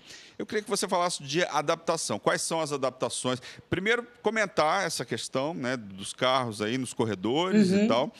E depois falar também das adaptações, né? O que é preciso fazer, se esse tipo de iniciativa é interessante ou não, se vai ter que mudar a estrutura do shopping depois disso, vai ter que melhorar a condição de higienização, o que vai precisar ser feito para que os shoppings se adaptem a essa nova realidade. Claro. Na verdade, acho que o e-commerce foi o pilar de sustentação nesse período de isolamento para o shopping center, né? O shopping já vinha com algumas plataformas de e-commerce, eles aceleraram, né, nesse sentido. Além disso, eles também trabalharam com esse modelo de marketplace, de drive-thru, que foram formas que eles encontraram de sobrevivência nesse momento, né? A gente não pode esquecer que a gente passou pela pandemia no Dia das Mães, que foi um evento que é o segundo maior evento do que a gente pode dizer para o shopping center, né? A gente diz que é o segundo Natal. Então, nesse sentido, eles passaram por essas transformações e eles vêm ainda passando por transformações. O e-commerce, a plataforma do próprio shopping, né, as plataformas digitais, tanto dos lojistas como dos shoppings, eles continuam sendo algo que vai avançar, mas as questões de segurança sanitária é um pilar extremamente estratégico dentro desse processo. Então, como se comportar, como garantir que o shopping é um ambiente controlado, né? A gente acredita muito, né, se a gente faz um comparativo a lojas de rua, a outras questões, que a aglomeração não é muito controlável nesse sentido. Dentro do shopping, eles têm a forma de controle, tanto de controle de quantidade de pessoas, de estacionamento, a parte de estrutura de praça de alimentação.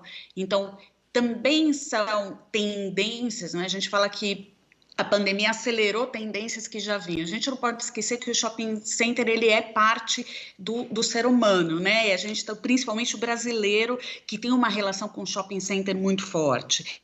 E uma relação de entretenimento, não só uma relação de ir às compras, né? Você passeia, você vai almoçar, você vai ao cinema e faz suas compras. Então, essa relação que o brasileiro tem com o shopping muito forte faz com que o cuidado com a condição sanitária do shopping, o cuidado com as questões de aglomeração sejam muito fortes. E o shopping vai precisar ter um cuidado muito especial nesse sentido. Um segundo cuidado também que é importante é a relação do shopping e do varejista com o seu consumidor, para trazê-lo de volta, né? Para fazer com que ele vá às lojas fisicamente. Então, é conhecer o perfil do consumidor, é entendê-lo com mais detalhes, para poder buscá-lo e trazê-lo de volta, mas de forma segura e com uma higiene importante. Então, eu acho que eu falo, a pandemia ela é algo que ela traz insegurança e medo ao ser humano, né? E o fato do desconhecido, de não saber como lidar com a situação, de não saber quando que a gente vai conseguir resolver esse ponto, leva a esse fato de insegurança. Então, a obrigação do shopping nesse sentido é levar a segurança, né? É justamente mostrar que é um ambiente seguro e que lá ele tem a capacidade de fazer suas compras e frequentar o seu restaurante com tranquilidade, porque vai estar num ambiente controlado. Roberta, você pontua algo bastante importante, né? Essa questão do brasileiro mesmo, que tem essa relação aí muito próxima, muito forte com o shopping, né? Não é só o aspecto da compra em si, né? Mas é a experiência de ir ao shopping, né? O passeio, é você ir até o local. Quer dizer, isso acaba fazendo a diferença, ainda que nesse momento as vendas online crescem, inclusive pessoas que antigamente não tinham esse hábito de fazer compras online, pela necessidade acabam interagindo com esse mundo virtual, com esse propósito, né? Mas a gente sabe que, independente disso, o brasileiro não vai deixar de buscar essa experiência de lazer, né, de ir ao shopping. Quando a gente fala do comportamento, né, do consumidor, é possível detectar se a maioria dos consumidores preferem shoppings com espaços abertos? Você acha que nesse novo normal, né, por conta dessa fase que a gente ainda está vivendo, as lojas de rua acabam até ganhando um certo protagonismo nesse momento, até por ser num espaço aberto, né? Quer dizer, como que você vê o comportamento das pessoas aí nessa fase e também no novo normal, que está muito que já estamos vivendo, né? Vamos dizer assim. Uhum. A relação com o shopping, como você bem colocou, é assim, né? O brasileiro, de maneira muito diferente de outras culturas no mundo, né? Onde o shopping tem inclusive em países onde os shoppings são suburbanos, né? No Brasil, se você analisar, eles são urbanos, eles são totalmente urbanos e eles estão perto da sua casa, perto do seu trabalho, para a gente frequentar e ter muita relação. Então, a gente passeia e vai ao shopping com bastante frequência. E a gente pode falar isso é uma relação nacional, apesar da gente falar em grandes metrópoles que tem o shopping muito perto, mas é uma relação nacional.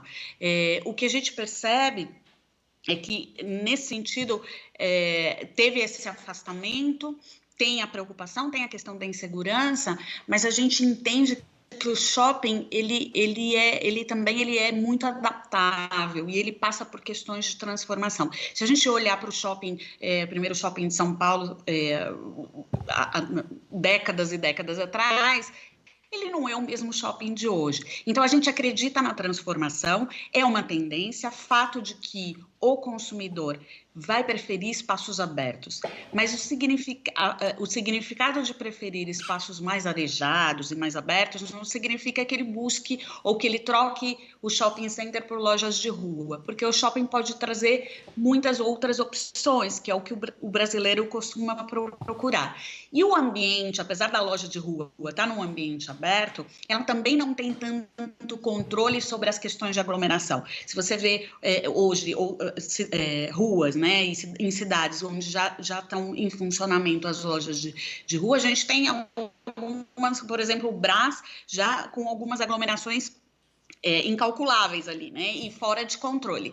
E dentro do shopping tem um ambiente controlado. Mas o que é a exigência do consumidor, né, na relação da questão da higiene e na questão da aglomeração, e já como uma tendência natural de um consumidor mais preocupado com sustentabilidade, muito mais voltado, né, para uma preocupação com a sociedade, ele vai exigir espaços novos e arejados e abertos, com certeza. Então, a gente entende, se a gente pode falar um pouco sobre tendência, a gente entende uma mudança aí dos shoppings nas suas estruturas em termos de expansão e novas áreas, com um olhar muito mais arejado, mais aberto, mais verde, onde traga um pouco dessa segurança para o consumidor. Uma questão que, Roberta, que é importante para o setor outro dia a gente estava conversando com um representante aí do sindicato dos shoppings, né? E ele estava falando aí de 12, pelo menos, aí no primeiro momento, 12 mil lojistas que não devem voltar depois da pandemia por dificuldades financeiras, porque não vão ter condição de reabrir suas lojas nos shoppings, né? Qual vai ser o impacto disso para o setor? Na verdade, a gente tem essa tendência, a gente tem um fator complicador, né? Porque existe uma crise socioeconômica, a gente não pode fugir desse ponto, que é uma realidade que a gente está enfrentando com a pandemia. Outro fator importante é que pequenos lojistas e os franqueados, que muitas vezes são pessoas, pessoas físicas que juntaram suas reservas e montaram suas lojas dentro dos shoppings, eles passaram por um momento também sem um apoio de crédito, né? Então, a gente está numa fase crítica financeira, sem um apoio de crédito para dar suporte à sustentabilidade desses lojistas. Então, a gente observou uma tendência, né? Um estudo que a UI conseguiu capturar uma tendência de aumento da vacância dessas lojas deixando. Obviamente, o que a gente também identificou é que algumas já não vinham bem antes do processo de pandemia e essas se aceleraram nessa condição. E a gente percebe que realmente há um aumento de fato desses espaços nos shoppings. O que vai acontecer? Provavelmente uma nova reestruturação, os shoppings precisam analisar e se reinventar no sentido ao mix de loja, ao tipo de loja de consumidor que tá chegando e tá exigindo algumas mudanças e muito provavelmente essas questões de lugares mais arejados e espaços menos aglomerados, eles vão estar associados também com essas transformações que o shopping vão sofrer, especialmente nessas mudanças aí de mix de loja. É fato, a tendência de aumento de vacância tem acontecido e eles vão precisar trabalhar essa reestruturação de mix de lojas. Certo. E, Roberto, quais são as mudanças que ficam aí o pós-Covid, né? A gente sabe que esse período de pandemia tem sido um período muito difícil, mas ao mesmo tempo tem sido um período de grandes aprendizados, né? Inclusive mudanças e adaptações que eu acredito que podem até, inclusive, permanecer aí para sempre. Na sua visão, quais são as mudanças, então, para o pós-Covid? Que adaptações você acredita que vão ser feitas e vão permanecer aí? Eu acho que o e-commerce é fato, né? A gente fica meio repetitivo nesse ponto, mas ele não tem como não falar em e-commerce nesse mundo da pandemia. Assim, todos os shoppings que a gente trabalhou, estudou e entrevistou durante os estudos que a gente fez no setor, a gente acompanhou que muitos estavam com o e-commerce na sua agenda, mas não estavam, de fato, totalmente implementados. Então, a pandemia deu uma aceleração muito forte nesse sentido e é fato de que ele não vai deixar de existir mais, né? Não é que acabou a crise, esse modelo deixou de existir, não. Ele vai acontecer, de fato, ele já é parte e ele se implementa daqui para frente, como forma paralela e complementar. A gente não acredita que o e-commerce supere a ida do consumidor ao shopping center, mas talvez transforme. E aí se diz muito também sobre uma possibilidade do shopping, ele não ser aquele tradicional shopping que a gente conhecia de compras, mas ele junto com o e-commerce, ele também virá quase como um showroom, onde você escolhe, né, identifica opções, mas no fim você compra pelo seu e-commerce. Ele também passa a ser um ponto logístico para você fazer a parte de entregas e aquele marketplace onde você tem todo um controle via e-commerce. Então, o e-commerce, de fato, ele entra no processo muito forte, o shopping se transforma na condição da relação com o varejista, na relação com o consumidor e na questão de logística também implementada. E, obviamente, toda a parte de entretenimento e a relação que o brasileiro com o shopping tem, que vai exigir mudanças estruturais em termos de formato, de arejar, uma reforma para arejar, uma expansão que amplie os espaços e, com certeza, a condição de segurança. Segurança sanitária, eu acho que isso, por mais que a gente tenha vacina, por mais que a gente ultrapasse, ficou um marco na história do mundo, não só do Brasil, e isso a gente não vai deixar de exigir, de cobrar. Então, o fato que a questão sanitária passa a ser um ponto que fica na agenda do shopping center.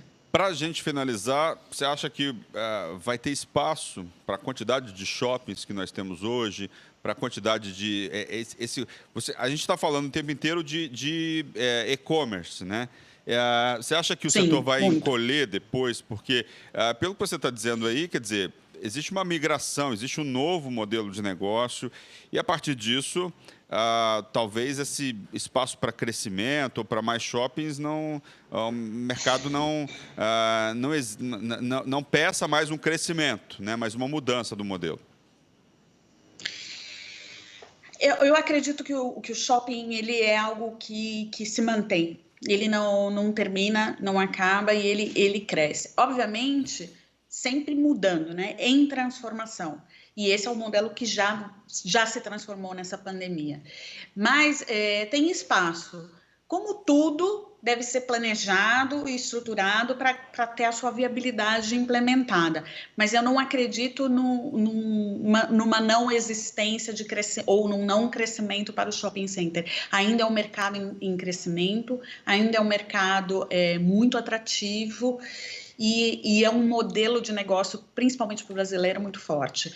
Mas precisa ser viabilizado como tudo. Antes de pandemia, a gente tem cidades que implementaram N shoppings dentro, mais shoppings do que pessoas na cidade, então não viabiliza. Então, eu acho que está num cuidado para viabilizar esses novos shoppings que virão, mas eu acho que virão. Vamos ver, vamos acompanhar. Muito obrigado pela sua participação aqui no Jornal da Rede Alesp. Aí eu que agradeço, um bom dia a todos. Bom dia, até a próxima. Até a próxima. Bem, o deputado estadual Carlos César, do PSB, protocolou uma indicação ao governo do estado para que, através da Secretaria Estadual de Fazenda, isente do imposto sobre circulação de mercadorias e serviços, o ICMS, o medicamento Zolgensma, considerado o mais caro do mundo. Isso mesmo, são centenas os casos de famílias que estão arrecadando dinheiro por meio de mobilização social, rifas e vaquinhas virtuais para importar a medicação de dose única para os filhos.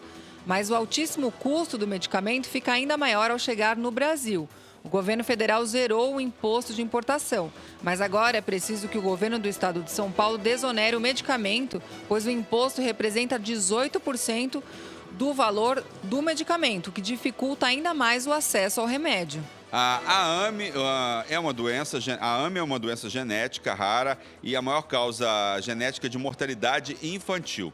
É causada por um defeito no gene SMN1, que é Survival Motor Neuron, né, em inglês. A falta desse gene principal leva à perda dos neurônios motores que controlam as atividades musculares essenciais, como andar, falar, engolir e até respirar. Jornal da Rede Alesp. Bem, o Jornal da Rede Alesp conversa agora com o Eric Pena, ele é especialista em empreendedorismo e nos fala sobre como manter o otimismo nos negócios nesse período de pandemia do coronavírus. Bom dia, Eric, seja muito bem-vindo aqui ao Jornal da Rede Alesp. Olá, bom dia, satisfação imensa estar com vocês. Bom, muito importante falar desse assunto, inclusive falar sobre otimismo, né, Eric, nesse momento é importante. A gente que até agora há pouco estava falando sobre a saúde mental, problemas com ansiedade, depressão, quer dizer, é um momento que exige aí da população grande resiliência. E a pergunta que fica, o otimismo ajuda mesmo a superar a crise nos negócios nesse momento difícil? Sim, o otimismo é um belo aliado nesses tempos difíceis. Afinal, há vários estudos que comprovam os benefícios, tanto no âmbito pessoal como profissional. Para você ter uma ideia, um grande estudo da Universidade de Harvard detectou que as pessoas otimistas vivem até 15% a mais que os pessimistas. Além disso, os otimistas têm uma chance menor, em 35%, de ter um problema cardiovascular. E até no trabalho. Foi feita uma pesquisa com vendedores otimistas e pessimistas, acompanhando o grupo durante um ano, chegou à seguinte conclusão: os otimistas tiveram um resultado 37% maior. Então, vale a pena ser otimista. A gente sabe, Érico, o setor está enfrentando aí crise, agora a coisa parece que está um pouco menor aí, com a diminuição, com a flexibilização das atividades, né? Caterina, eu saí agora esse fim de semana, fui no mercado e vi que em alguns lugares outros tipos de comércio sem ser de alimentação estão lotados, né? Principalmente aí em sexta, sábado. Eu queria que você desse um panorama de como que vocês estão enfrentando esse período de isolamento, quais são as principais dificuldades que o setor vem enfrentando. Olha, primeiro a dica é ver o lado do copo meio cheio. Sim, nós temos problemas, inclusive dados do Sebrae indicam que 89% das pequenas e médias empresas tiveram redução no faturamento em 2020 em função da pandemia. Então, o copo meio vazio é a redução dos negócios, os vírus, as mortes, realmente isso está acontecendo. Agora, a grande questão é conseguir, com otimismo, através dele, ver o lado do copo meio cheio. Afinal de contas, também agora a gente tem tempo para replanejar o negócio, para repensar o propósito, a gente tem tempo para cuidar da família, da saúde, da alimentação e replanejar o nosso negócio para o pós-pandemia. Muitas regiões, estados agora estão já fazendo a sua reabertura e que a gente possa ter utilizado ou utilizar agora o tempo para planejar, para a gente receber 3 tipos de clientes que estão chegando. Como você disse, final de semana a gente vai ansioso para ir visitar, ir no restaurante e tal, e nós, como empreendedores, temos que repensar, mesmo que os negócios tenham caído um pouco, mas agora como é que a gente vai usar isso para o lado positivo? 3 tipos de cliente a gente vai receber. O cliente inseguro, preocupado, atento com a segurança, a gente tem que passar então esses cuidados, os protocolos com a segurança e a saúde para a nossa equipe interna passar para o cliente externo. O segundo cliente é aquele com menor poder aquisitivo, que pode chegar com menos dinheiro no bolso e a gente tem que conhecer profundamente o cliente e oferecer ofertas, compro, para não deixar de fazer negócio com ele, mesmo que ele chegue com menos dinheiro. E o terceiro, por fim, o cliente que vai chegar mais informado. Passamos agora na quarentena por uma pós-graduação em digitalização, um mestrado em tecnologia, ele vai chegar mais bem informado, a gente tem que capacitar, treinar a nossa equipe e se preparar para que o momento de transformação possa reverter em melhores resultados. Certo, a gente começou a entrevista, Eric, falando da importância do otimismo, né? Em contrapartida, a gente sabe que é um momento em que as pessoas estão bastante ansiosas e preocupadas, né? O que é muito natural nesse momento. Ainda falando um pouco do emocional, né? Do quanto ele interfere aí nos negócios, principalmente quando a gente fala aí do empreendedorismo. Você acredita que a ansiedade, né? A ansiedade em manter aí o mesmo ritmo de vendas por parte desses empresários pode interferir na sobrevivência do negócio? Ótima pergunta. Pode sim. Inclusive, ansiedade, se você for ver o que significa ansiedade. Ansiedade é excesso de futuro. As pessoas estão tão preocupadas com o futuro que às vezes esquecem de viver o presente. Então, o que eu digo é menos ansiedade, mais alegria, mais paixão pelo hoje. Para pensar, quando você acordar, imagine o que eu posso fazer de melhor hoje. Paixão pelo agora. Então, sim, a gente precisa planejar os negócios, mas, ao mesmo tempo que a gente analisa os resultados, a gente vê que a pessoa, às vezes, está buscando o mesmo resultado antes da pandemia. E isso, para alguns segmentos, isso vai acontecer rapidamente, para alguns até já aconteceram, mas para muitos, isso demora um pouco a atingir o resultado anterior. Então, a dica que eu dou é, você reduziu o seu faturamento, você não consegue aquela venda antiga, então a dica é, reduza também o seu custo, refaça o seu ponto de equilíbrio. Porque se o faturamento está um pouco menor, a sua despesa também pode estar menor. Você pode ter negociado com os funcionários, o governo às vezes postergou alguns pagamentos de impostos, os bancos fizeram algumas facilidades, diminuiu a conta, por exemplo, de água, de energia, de internet. Então você reduziu a sua venda, mas se você também reduzir seu custo, pode então equilibrar e a partir daí planejar um acréscimo gradual dos resultados. E a questão da capacitação, como que fica nesse momento? É um ótimo momento para a gente se capacitar. Aliás, eu acredito na liderança pelo exemplo. O grande líder é aquele que dá o exemplo, inspira e transforma pessoas e resultados. Então, ele, como líder, deve aproveitar novamente o otimismo, o lado do copo meio cheio. Agora ele tem tempo. tempo para estudar, há vários cursos aí online, livros, muita capacitação. Primeiro, de si e segundo, das pessoas ao seu redor. É preciso preparar a equipe para o novo normal, mais do que isso, para o novo cliente que vem por aí. E tem várias capacitações, inclusive de grandes instituições de ensino, várias, inclusive, a custo zero, e que a pessoa deve investir. Um grande nadador chamado Mark Spitz tem uma frase, vencedor de 11 medalhas olímpicas. Spitz certa vez disse: muitos querem ganhar, poucos querem treinar. Gosto também de uma frase do Walt Disney, que visitava a Disneyland e dizia assim: parabéns, mas não esqueçam, o parque nunca está concluído. O que ele queria dizer com isso? Capacitação, aprimoramento contínuo, por mais que esteja melhorando, o Kaizen, a melhora contínua, mas é preciso saber que a gente nunca está pronto, a gente tem que sempre buscar o aprimoramento constante e aproveite o tempo, cada um agora, para melhorar o seu negócio, a sua pessoa, a sua equipe. Bacana, sempre se reinventar, né? Esse é o conselho, né? Quer dizer, esse otimismo aí, usar ele para a questão criativa mesmo aí. Como um combustível mesmo, né? Como combustível, né? Perfeito. Inclusive, um estudo da Universidade de Harvard, já descrita naquele livro, O Jeito Harvard de Ser Feliz, que, por sinal, curso de felicidade é o mais concorrido da maior universidade do planeta, fala justamente sobre isso, que estudos dão conta que os otimistas são mais criativos. E agora é o momento ideal para deixar aflorar a criatividade. A criatividade ajuda a encontrar novas soluções. Vocês disseram muito bem, reinventar-se.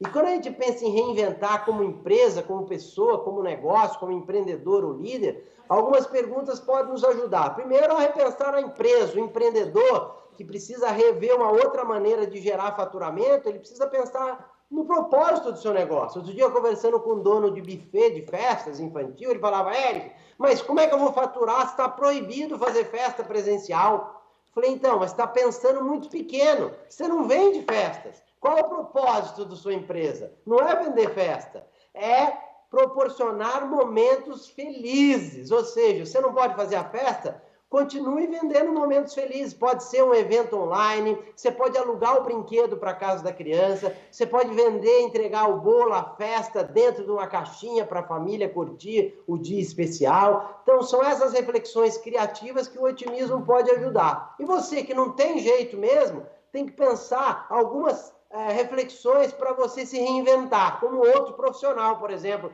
que era um personal trainer que não podia mais trabalhar, as academias estavam totalmente fechadas. Então ele pensou: primeiro, o que eu gosto de fazer? Você pode pensar, não dá para fazer minha atividade, o que eu gosto? Segundo, o que eu faço bem? E o terceiro, o que as pessoas pagariam por isso? E aí ele não pode ser personal, ele começou a vender comida japonesa e mexicana, entregando na casa das pessoas. Alimentação saudável, aproveitando o mesmo ciclo de amigos, clientes, networking, e está conseguindo pagar as contas em casa. Muito interessante, Éric, porque a criatividade ela acaba sendo um ingrediente importante nesse momento, né? E a criatividade junto com o otimismo, né? Acho que essa é a mensagem que ele está falando. Exatamente. Um pouco, acho que até a maneira que o Éric expressa tudo isso, ele transmite, inclusive, bastante otimismo, né? Na forma como ele coloca as coisas. E foi interessante você dizer isso, né? Como você mencionou que tem conversado com empresários aí de buffet de festa. Como que eu vou vender a festa, né? A festa é presencial, quer dizer. E você, então, mostrando um outro prisma, né? Como proporcionar essa experiência para o cliente num momento como esse, quer dizer, encontrar meios e ferramentas para isso. E aí a pergunta que fica, que eu acho que é importante: será que o mercado online tem potencial para abrigar todo tipo de negócio, Éric? Generalizar e falar todo tipo de negócio é arriscado, mas muitas atitudes que estão sendo tomadas agora, muitas implementações poderão ser mantidas. Vou dar um exemplo próprio. Eu trabalhava, no ano passado, fiz inúmeros eventos presenciais. Com a pandemia, hoje faço as palestras online. Eu acredito que o segmento, eu aprendi que eu não fazia o meu mercado, o meu negócio não era fazer palestra, é levar conhecimento, transformar a vida das pessoas, inspirar. E isso daí pode ser de forma online, e mesmo com os eventos, a partir daqui a algum tempo, volte, a ser possível fazer as palestras presenciais, o online também tem seu espaço. A gente criou o curso online, tem e-book, as palestras digitais, e que mesmo que volte os eventos, e a gente é apaixonado, o contato com o público, essa interação ao vivo, mas vai continuar também a demanda online.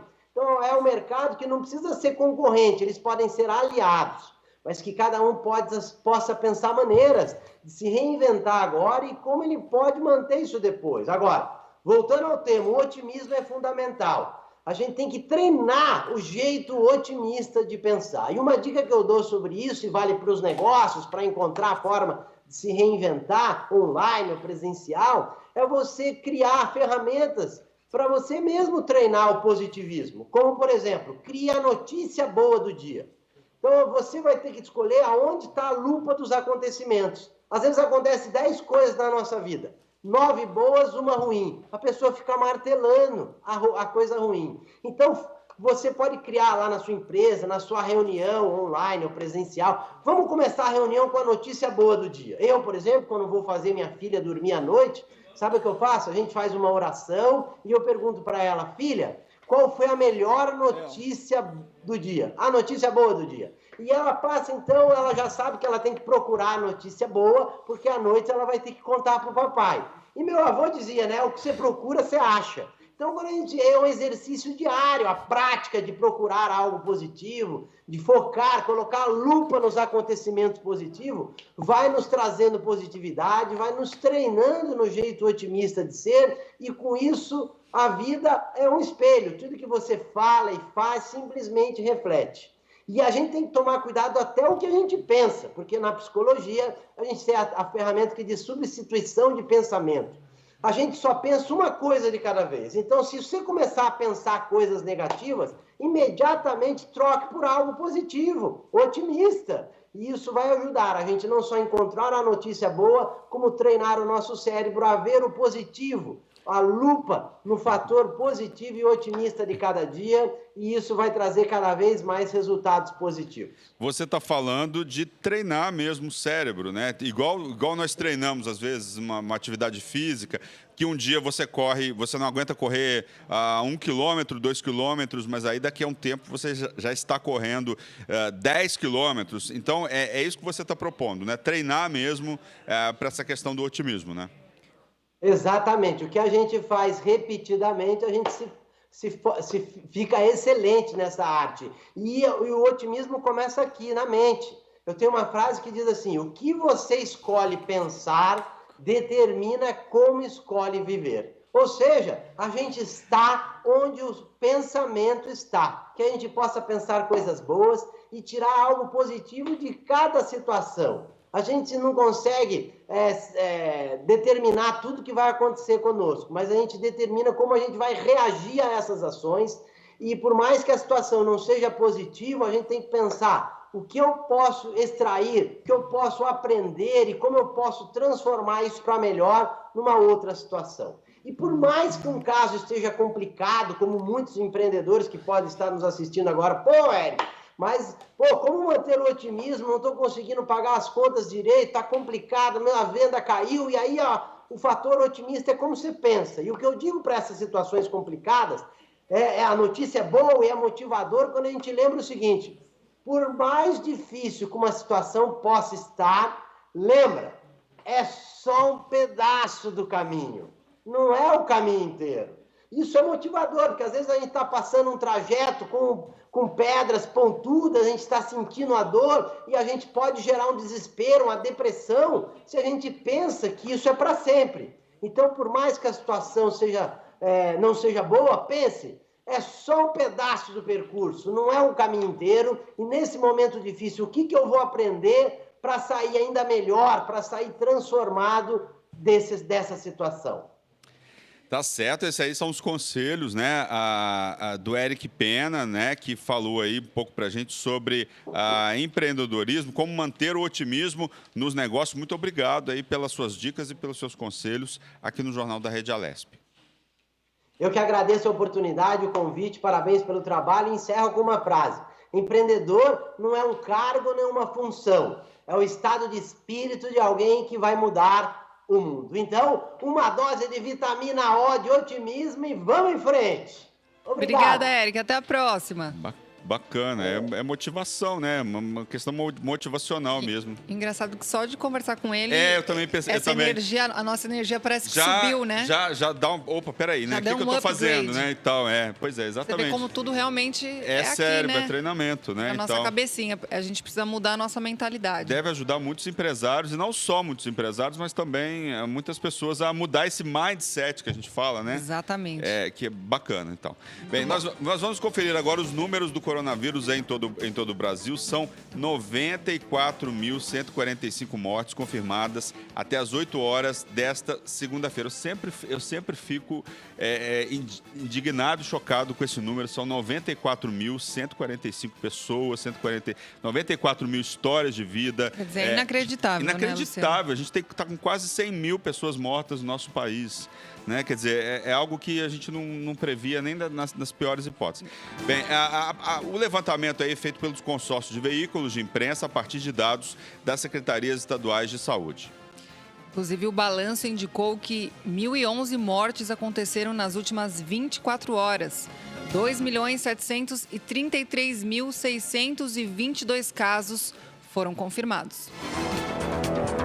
Bem, confira agora o destaque que marcou esse primeiro bloco do Jornal da Rede Alesp. Recursos obtidos a partir de emendas do deputado sorocabano, agente federal Danilo Balas, do PSL, para a área de saúde, somam quase 2 milhões de reais somente para a região metropolitana de Sorocaba.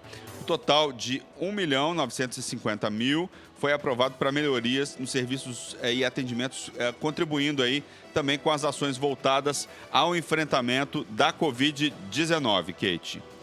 Os recursos já liberados pelo governo do estado contemplarão os municípios de Araçoiaba da Serra, Capela do Alto, Mairinque, Pilar do Sul, Porto Feliz, Salto de Pirapora, Sarapuí, Sorocaba, Tietê e Votorantim. Jornal da Rede Alesp. Bem, Kate, sempre no final do primeiro do bloco, né, eu gosto de destacar quais foram os seus destaques aí, né?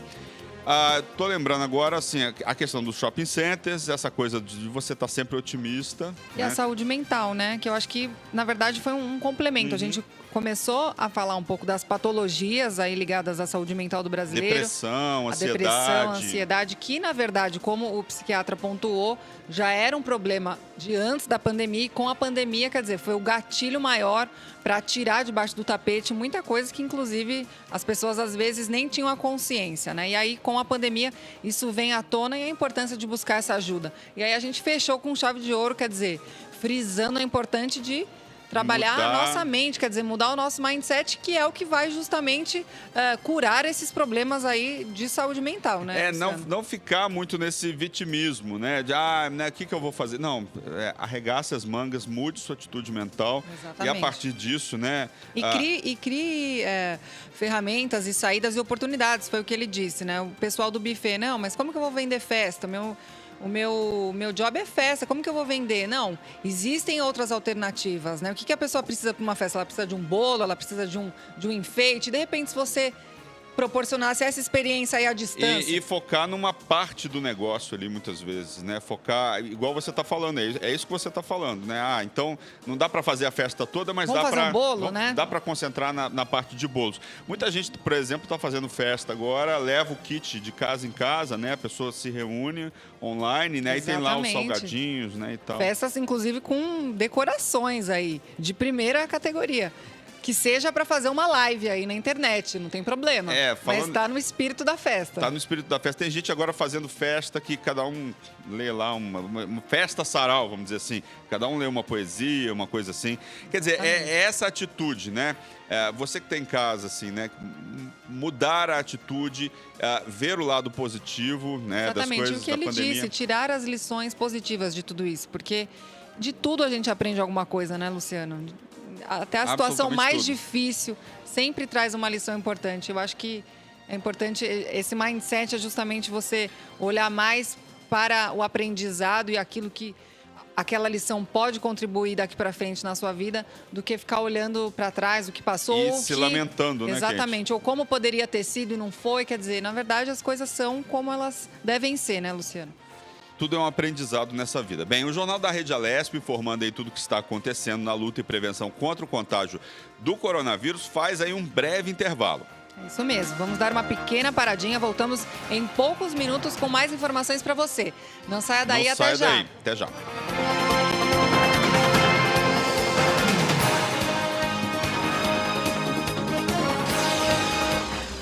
Você acompanha Jornal da Rede Alesp.